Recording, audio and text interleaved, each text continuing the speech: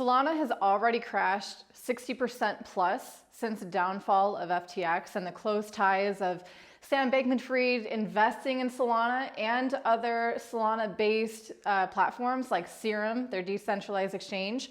But is this actually a buying opportunity, or is Solana done for? That's what we're going to talk about today.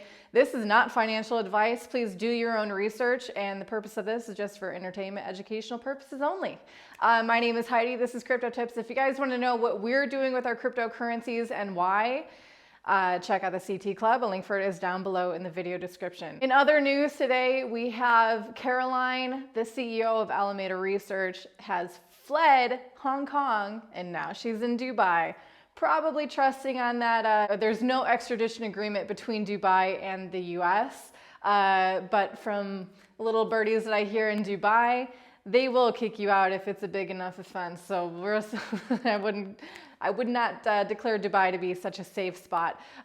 So really interested to see what's happening with her in that situation. Also, there is a tiny, tiny, tiny little bank.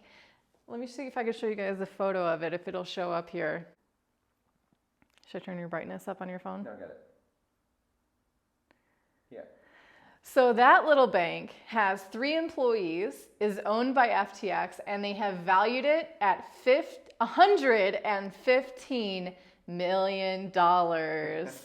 It's just a never-ending rabbit hole of all the ways that they were trying to squirrel away user funds and lie about it and misrepresent what was actually happening with FTX and that entire business model. 179,250 Bitcoin have been withdrawn from exchanges on a net basis over the last 30 days. Yet another all-time high on that statistic. What does that mean? It means people aren't selling that Bitcoin. They're taking it off the exchange to hold it in their own custody. Always a good idea. Also, it's an indication that people aren't so willing to sell anymore at these prices. What does that mean for the price of Bitcoin? Can it dip further? Of course it can, because just as easily as you can take a coin off the exchange, you can send it right back to sell it. But for the time being, there seems to be some confidence yet again in Bitcoin in the long term. So that's great to see. But now let's get into the real meat of what I want to talk about in this video. And that is the connection of FTX and Solana. Like I said before, Solana's already crashed like 60%. It was the one I think hurt most by the fallout of the FTX collapse. And FTX, the business, the exchange, holds 13.25% of the total circulating supply of all Solana coins. That's a huge chunk. That's not a good look for any cryptocurrency. And what is going to happen now as FTX moves through these bankruptcy proceedings and they're going to need to liquidate their assets to repay their customers? Are they going to be dumping Solana? Is this the end for Solana? It could be.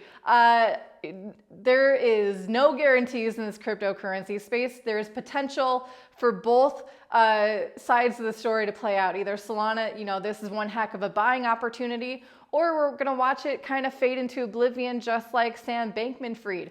There was a tweet coming out from, maybe he's a super fan of Solana, but definitely pointing out some of the good things that are happening on the development side of Solana, what they're actually building. And he's pointing out how the number of transactions happening on Solana far outweighs any other L1 blockchain. So a lot of activity. Now keep in mind, blockchains like Solana and Ethereum, the transaction activity is different than what you see with Bitcoin because they have smart contract capabilities. And smart contracts usually incur very many transactions for confirming information and enacting a smart contract, depositing into the smart contract, and with DeFi basically. So what I'm saying here is that yes, they have a lot of transactions happening on layer 1, but it's not necessarily people sending Solana to each other and activities like that. It's more like smart contract actions, and that's fine too. There's much more GitHub commits from Solana than Ethereum. I think they're going to be comparing these two a lot for obvious reasons. Ethereum is the guide in which most other smart contract platforms measure themselves against because it's the largest, most recognized smart contract platform. Solana is actually having like 3 times the amount of commits on GitHub compared to Ethereum. But just like you can't trust any number for what it is, you have to understand the reasonings behind it. And you can do a commit just to change the text format on a website or on the code or however they're describing it. Doesn't mean they're actually building something or submitting something totally new and groundbreaking, but the number of activity still happening in that regard is generally a good sign. But an even better sign, I think, for Solana, number one, is the number of developers still working on it, and also they're actually recruiting developers as well. So that means that Solana doesn't have to pay to advertise, to market, to try to lure in developers. They're already kind of coming out of their own curiosity, checking out Solana and choosing to stay. So there is some good foundational potential for Solana to continue long term. And once FTX dumps their Solana holdings, if they have to, just like what's happening with all these centralized platforms, it's going to be a removal of that layer of FUD. That centralized supply of Solana will be dispersed once it's no longer held by FTX. So that's a really good sign. It's very similar to, the funds from the Mt. Gox hack. That's been, obviously a source of FUD for a lot of people. Oh my gosh, when is that Bitcoin going to be dumped on the market? It's going to cause a dip in price. It's not going to kill Bitcoin.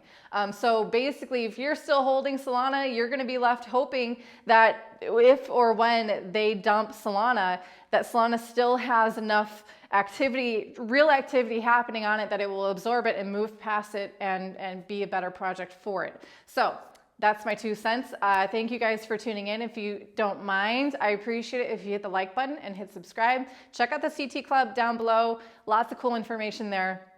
Additional information than what we give you here on YouTube. Anyway, I'll see you tomorrow. Bye, guys.